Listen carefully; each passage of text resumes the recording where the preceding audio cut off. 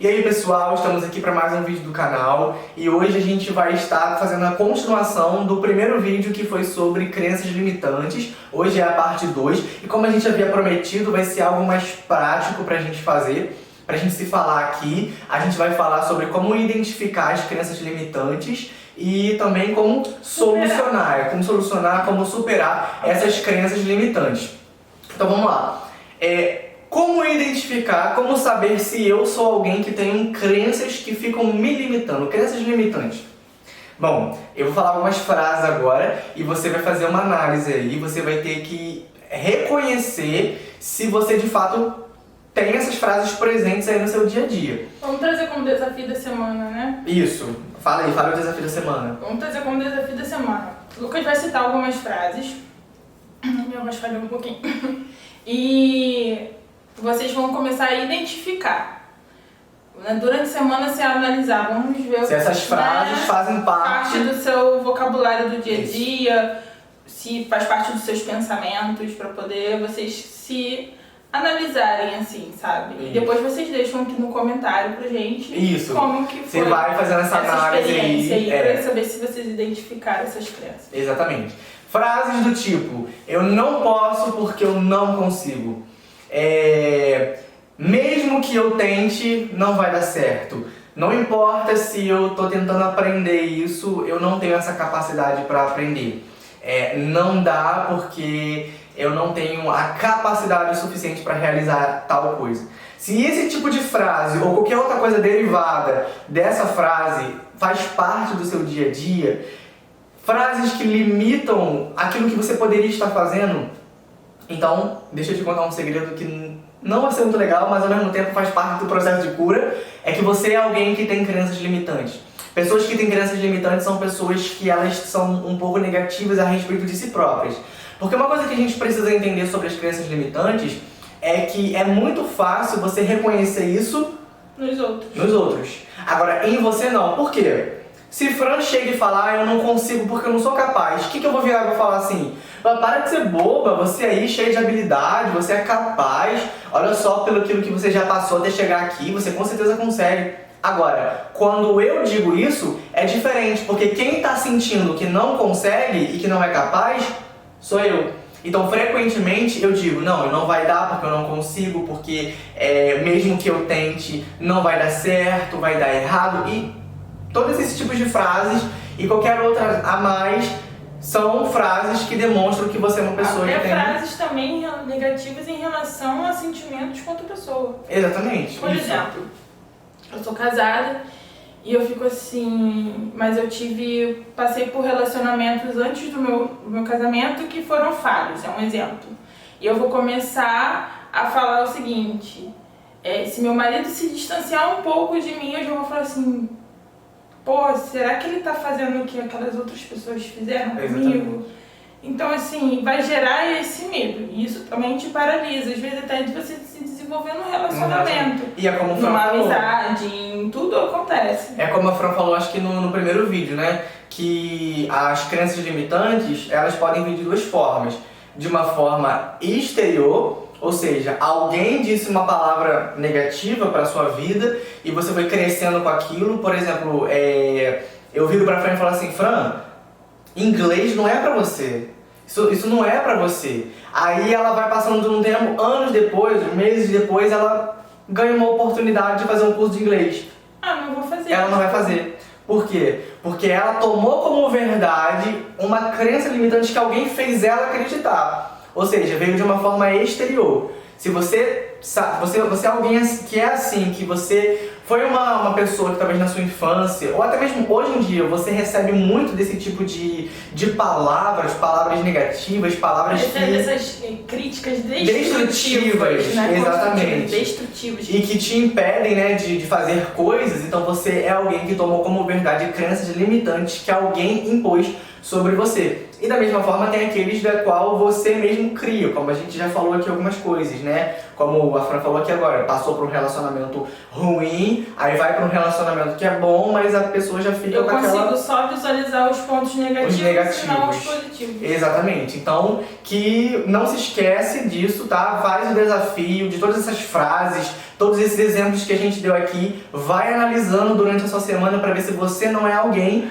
que tem isso. Aprender a identificar os seus medos também é bem importante. Exatamente. E isso vai vir com uma das técnicas também que para te ajudar a identificar, que é o autoconhecimento. A gente fala muito disso, porque isso é muito importante. A gente bate muito nessa tecla, porque um dos pontos para você começar, né, a gerar a superação que você está ali essa atitude de se então, conhecer. A gente viu aqui como identificar. Agora a Fran vai falar pra gente quais são os 4 passos, né? São 4. De como você pode estar superando isso.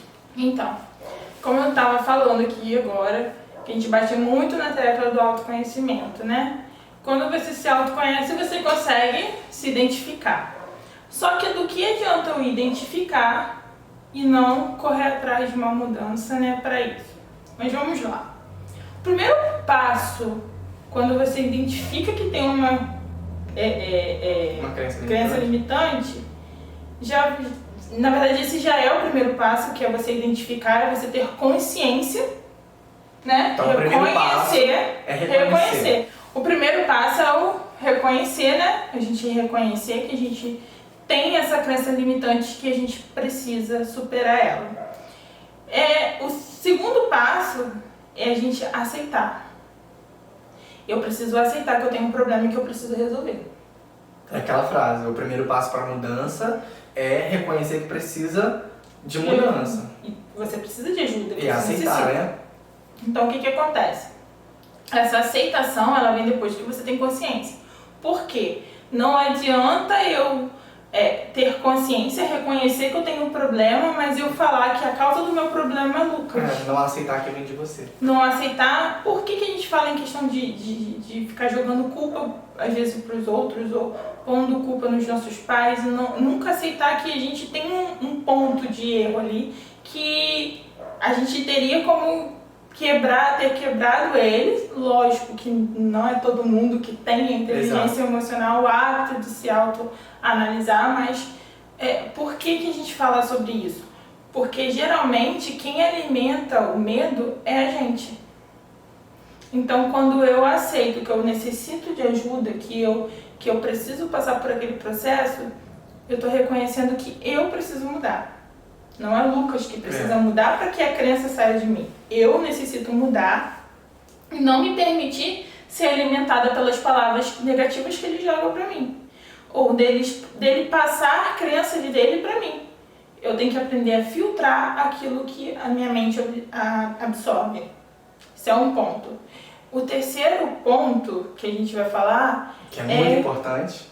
Pra mim é o mais importante. Mais desafiador, né? Mais desafiador é você começar a ressignificar, a você gerar coragem dentro de você e correr atrás das coisas positivas e não negativas. Coragem para enfrentar essa crença, o medo. Porque o que acontece? Às vezes eu tenho um medo dentro de mim que me impede de viajar. Por exemplo, eu tenho medo de voar de avião, um exemplo.